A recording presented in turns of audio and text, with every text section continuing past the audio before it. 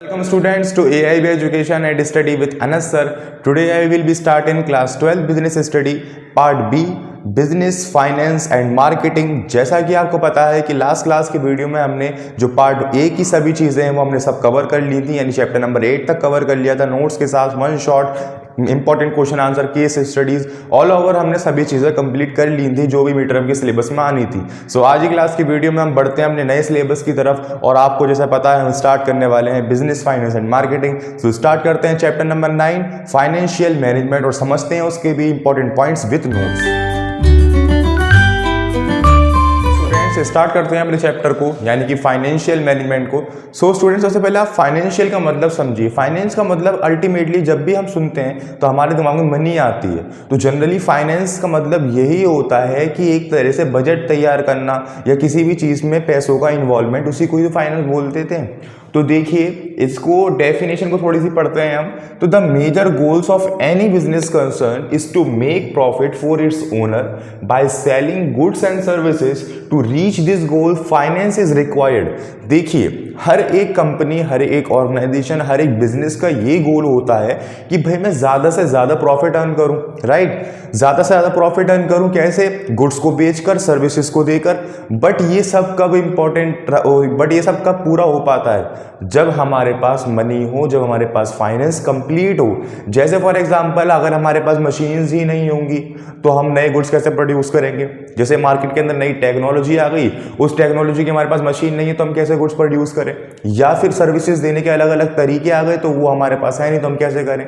तो जनरली जब हमारे पास फाइनेंस ही नहीं होगा तो चाहे कितना भी बड़ा ऑर्गेनाइजेशन क्यों ना हो हमारा, हम गोल अपना अचीव नहीं कर सकते। तो finance is most important part of any management, any business, right? अब देखिए यहाँ पे एक थोड़ा सा कोड ऑफ कंडक्ट बता रखा है कि in this context it can be said that finance is the soul of any business concern. यहां से हम ये भी कह सकते हैं कि फाइनेंस जो है वो हर एक बिजनेस की, समझ लीजिए, जमीन है जिसके ऊपर वो बिजनेस खड़ा हुआ है। Keeping this view in the proper management of finance is absolutely necessary। इसका मतलब यह है, देखिए स्टूडेंट्स, हर एक मैनेजमेंट का काम परफॉर्म करने के लिए, हर एक प्रॉपर मैनेजमेंट को परफॉर्म करने के लिए फाइनेंस इज एब्सोल्युटली नेसेसरी। जैसे फॉर एग्जांपल अभी हम पीछे पढ़ते हुए आए, पीछे का एग्जांपल ले लेते हैं। जैसे कि अभी हम पढ़ के आए हैं फंक्शंस ऑफ मैनेजमेंट, जैसे कि प्लानिंग, डायरेक्टिंग, स्टाफिंग, कंट्रोलिंग, इस तरीके से। अब आप एक बात सोचिए, स्टाफिंग है ना, स्टाफिंग का हम काम परफॉर्म कर रहे हैं, बंदों को जॉब दे रहे हैं तो उनको पैसा देना है, मनी आ गई, फाइनेंस आ गया इसके अंदर। इसी तरीके से आप पीछे आ जाइए, ऑर्गेनाइजिंग, कोई भी काम हमने ऑर्गेनाइज किया, फॉर एग्जांपल एनुअल फंक्शन हो रहा है हमारा, तो उसके अंदर हम क्या कर रहे हैं? कोई भी ऑर्गेनाइजिंग कर रहे हैं कि भाई ये ग्रुप ये काम करेगा, ये ग्रुप ये काम करेगा। भाई वो फ्री में थोड़ी करेंगे, उन्हें पैसे चाहिए, उनको भी पैसे चाहिए होगा, उन्हें भी कंपनसेशन चाहिए। तो जनरली किसी भी काम को परफॉर्म करने के लिए मनी की रिक्वायरमेंट होती है, ये आप माइंड में सेट रखिए। तो यहाँ पे हम यही कर रहे हैं, बेसिकली फाइनेंशियल मैनेजमेंट कर रहे हैं। अब देखिए हम बजट तो बना लेते हैं, जैसे कि अभी आपने पीछे पढ़ के आए होंगे कि planning is not guarantee of success, यानी प्लानिंग तो बनाते हैं, planning is most important part of management function. But आप ये देखिए उसके अंदर ये भी मेंशन किया गया है, planning is not guarantee of success, यानी कि प्लानिंग जो है वो आपके ऊपर डिपेंड है कि आप कितना अच्छा बनाते हो उसको। अगर आपका वे सही होगा बनाने का, अगर आपकी सभी चीजें ठीक होंगी बनाने की, तो आप गोल तो अचीव करोगे, एब्सोल्युटली कोई डाउट नहीं है। बट अगर आपके बनाने का ही तरीका गलत होगा, प्लानिंग ही ढंग से नहीं बनी होगी, तो उसमें आप गोल कैसे अचीव कर पाओगे? तो सिमिलरली हम यहाँ पे ये भी देख सकते हैं कि अगर हमारे पास पैसा है बट उसको ठीक जगह लगाने के लिए भी दिमाग चाहिए। यानी कभी कभार ऐसा होता है ना, वेस्टफुल एक्टिविटीज हम ऐसी परफॉर्म कर देते हैं, उसमें हमारी वेस्टफुल मनी अल्टीमेटली होती है। तो जनरली यहाँ बताया गया है कि अब हम सीखेंगे कि बड़े से बड़े बिजनेस के अंदर फाइनेंशियल मैनेजमेंट आखिर कैसे की जाए। तो ये आपको थोड़ा थोड़ा बता रखा है, जो कि मैंने बताया ये उसी के वे में आपको एक तरह से मीनिंग बता रखी है कि फाइनेंशियल आखिर होता क्या है। तो देखिए बस आपको ये याद रखना है, कोई भी मेजर गोल परफॉर्म करना है, कोई भी मेजर गोल अचीव करना है, तो वो कैसे होगा? गुड्स के लेकर के, बे सर्विसेज दे के, और वो कैसे मुमकिन है? जब हमारे पास पैसा होगा।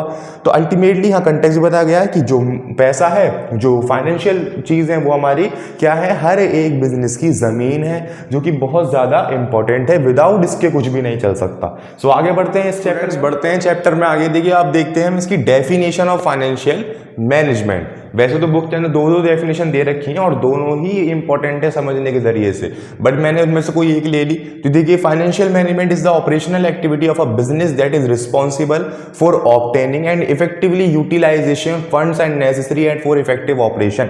यानी कि फाइनेंशियल ऐसी चीज है जो कि हमारी क्या करता है, इज रिस्पॉन्सिबल, वो रिस्पॉन्सिबल है फॉर अ बिजनेस एक्टिविटी के अंदर obtaining and effectively utilising of funds necessary for effectively operations.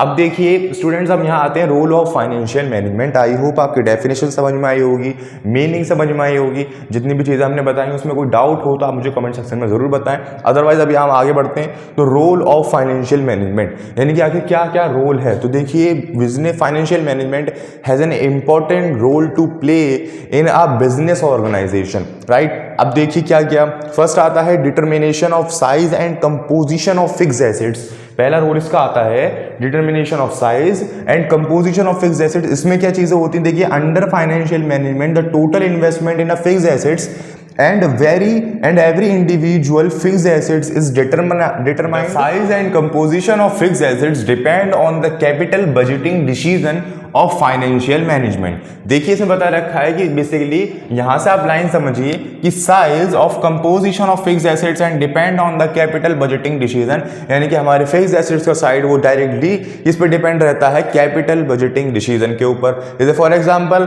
A capital budgeting decision in to invest 500 crore would raise to size of fixed assets block by this amount. तो basically बता रखा है कि capital budgeting decision के अंदर हमने क्या करा, हमने ये तय किया भाई कि हम इन्वेस्ट करेंगे 500 करोड़, जिससे हमारे फिक्स्ड एसेट्स जो है वो इंक्रीज हो, कोई भी मशीन खरीदनी होगी या फिर कोई भी जमीन खरीद। सेकंड वाले पे आ जाइए कि determination of size and composition of current assets. इसमें क्या है, देखिए, size and composition of current assets depends on the decision about investment. ये तो हमें क्लियर हो गया भाई कि किसी भी इन्वेस्टमेंट का, किसी भी एसेट्स का इंक्रीज होना डिक्रीज होना, ये इस पर डिपेंड रहता है बेसिकली हमारे बजट के ऊपर कि आखिर हम कितना इन्वेस्ट कर रहे हैं इन फिक्स्ड एसेट्स। ठीक है, इन फिक्स्ड एसेट्स यानी कि डायरेक्टली रिलेट करता है कि हमारे फिक्स्ड एसेट्स इंक्रीज हो रहे हैं तो ये भी अल्टीमेटली इंक्रीज होंगे, डिक्रीज हो रहे हैं तो ये भी अल्टीमेटली क्या होंगे, डिक्रीज ही होंगे। तो credit and inventory management etcetera, इसके अंदर क्या आता है, composition side and current assets में आते हैं हमारे credit and inventory management. Examples और इजी वे में समझते हैं। Increase in quantum of fixed assets will result in higher demand for working capital.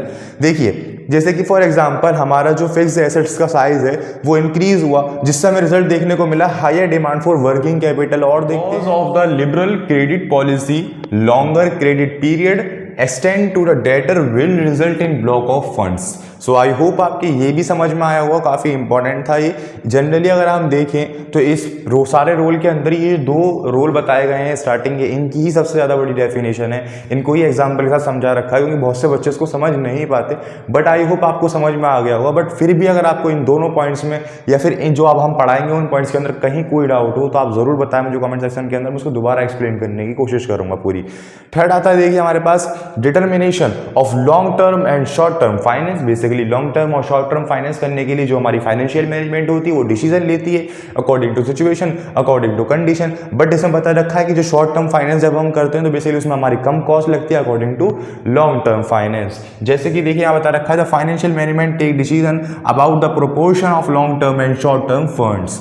Fourth आ जाइए, determination of proportion of various source of long term finance. Basically बता रखा है कि हमारे जो प्रोपोर्शन वेरियस सोर्सेज है लॉन्ग टर्म फाइनेंस करने की, तो वो क्या क्या है, देखिए क्या क्या हो सकती हैं आप खुद ही सोचिए। एक तो ये हो सकता है हमारा equity share capital, preference share, debenture. और देखते हैं the financial management take decision of the long term finance the proportion various source of it such as debts, equity share capital, preference share capital. ये हमारी क्या है, various sources हैं जो कि लॉन्ग टर्म फाइनेंस करने में हेल्प करती हैं। तो जनरली ये थे हमारे 4 रोल जो कि फाइनेंशियल मैनेजमेंट के होते हैं। अब हम पढ़ते हैं लास्ट रोल यानी फिफ्थ रोल। अब हम मूव करते हैं फिफ्थ रोल की तरफ। तो देखिए, determination of various item of profit and loss account, यानी कि वो वेरियस आइटम ऐसे हैं जो कि हमारे P&L अकाउंट को इफेक्ट डालते हैं डायरेक्टली और इनडायरेक्टली। जैसे कि for example various item include in the profit and loss get influenced और affected by different financial decision.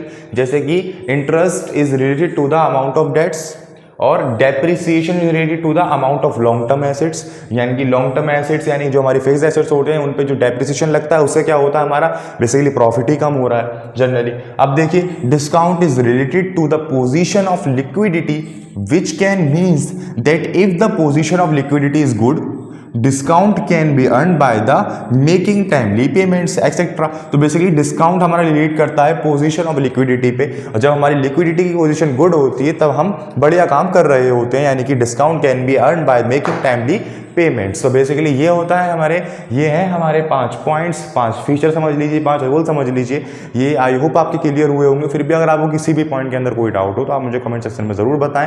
Otherwise आज की क्लास की वीडियो में नहीं, आज की क्लास की वीडियो में हमने फाइनेंशियल मैनेजमेंट का मतलब समझा, उसके रूल समझे, उसका डेफिनेशन समझा, मीनिंग समझा। आई होप आपके भी समझ में आया होगा। नेक्स्ट क्लास की वीडियो से हम फाइनेंशियल डिसीजन के बारे में बात करेंगे, कितने तरीके के डिसीजन होते हैं, किस तरीके से लेते हैं, और आज की तरह ही ब्रीफ एक्सप्लेनेशन के साथ उसको भी पढ़ाएंगे। Thank you.